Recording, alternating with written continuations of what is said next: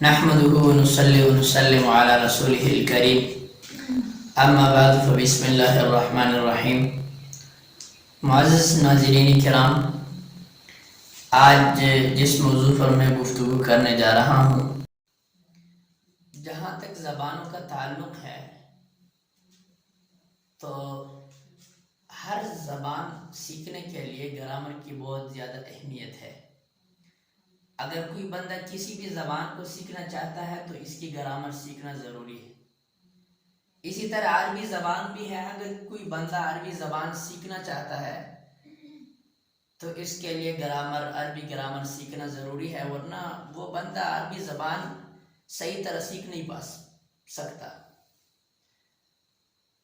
عربی زبان کو باقی زبانوں پر فوقیت حاصل ہے، اہمیت حاصل ہے، فضیلت حاصل ہے۔ جہاں تک فضیلت کی بات ہے تو وہ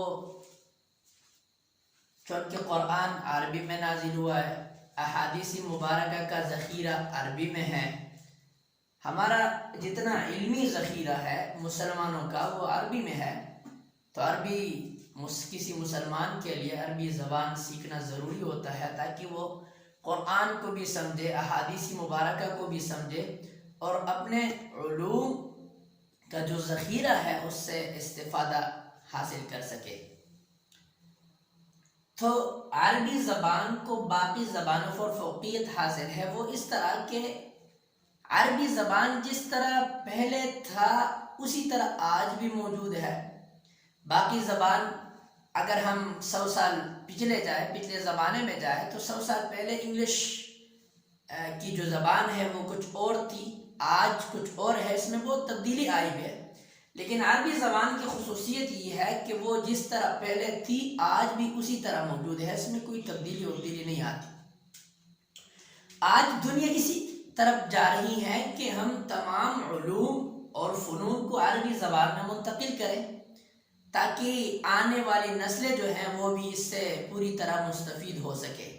اور یورپ میں اس پر بہت بڑا کام ہو رہا ہے کہ آج وہاں پر اکیڈمیاں قائم کی جا رہی ہیں تاکہ ہم اپنے سائنس کے جتنے علوم ہیں وہ عربی میں منتقل کریں، کیونکہ انگلش میں جو علوم لکھے گئے یا فرنچ زبان میں لکھے گئے وہ اس موجودہ دور میں اس سے استفادہ تو ممکن ہے، لیکن آئندہ زمانے میں وہ زبان سمجھنا وہ انسان بہت دشواری محسوس کرتا ہے اس میں، کیونکہ تبدیلی آتی رہتی ہے۔ لیکن عربی زبان کی خصوصیت یہ ہے کہ وہ تبدیلی اس میں نہیں آتی، اور جس طرح پہلے زمانے میں یہ زبان موجود تھی آج بھی موجود ہے، آئندہ بھی اسی طرح موجود رہے۔ آج چونکہ عربی گرامر بہت زیادہ ضروری ہے عربی سیکھنے کے لیے، سمجھنے کے لیے، قرآن اور حدیث سمجھنے کے لیے، اسی وجہ سے میں عربی گرامر پر کچھ گفتگو کر رہا ہوں۔ دیکھو، عربی زبان جب ہم سب سے پہلے شروع کرتے ہیں تو لفظ سے شروع کرتے ہیں، کیونکہ انسان تکلم کرتا ہے، زبان پہ الفاظ لے کے آتے ہیں، اس کو لفظ کہتے ہیں۔ عربی میں اس کی تعریف یوں کی جاتی ہے ما یتلفظ به الانسان، انسان جس چیز کے ساتھ تلفظ کرتا ہے اس کو کہتے ہیں لفظ۔ ما یتلفظ به الانسان، انسان جس چیز سے تلفظ کرتا ہے اس کو لفظ کہتے ہیں۔ پھر لفظ کی دو قسم ہیں، لفظی موضوع اور لفظی مہمل۔ لفظی موضوع کا معنی کیا ہے، اس کا مطلب کیا ہے؟ لفظی موضوع کا معنی یہ ہے معنی دار لفظ کو لفظی موضوع کہا جاتا ہے،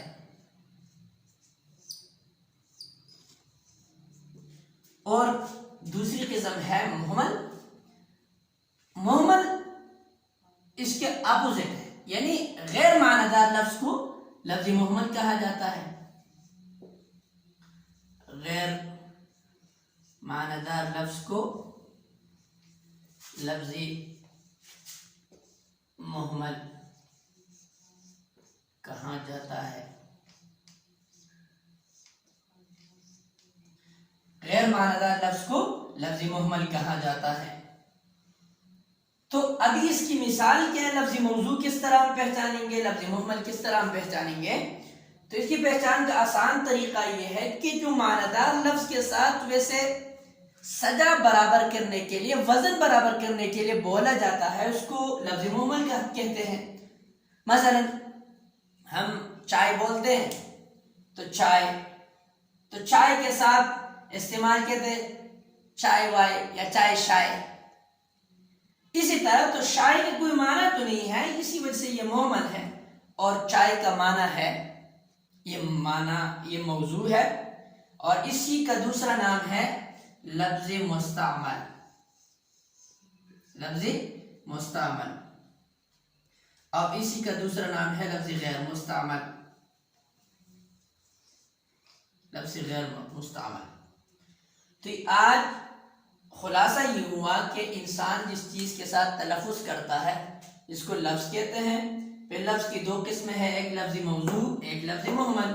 لفظ موضوع معنی دار لفظ کو کہتے ہیں، اور لفظ محمل غیر معنی دار لفظ کو، یعنی جس لفظ کا کوئی معنی نہ ہو ویسے کسی معنی دار لفظ کے ساتھ استعمال کیا جاتا ہے تو اس کو لفظ محمل کہتے ہیں، جیسے چائے شائے یا چائے وائے وغیرہ وغیرہ۔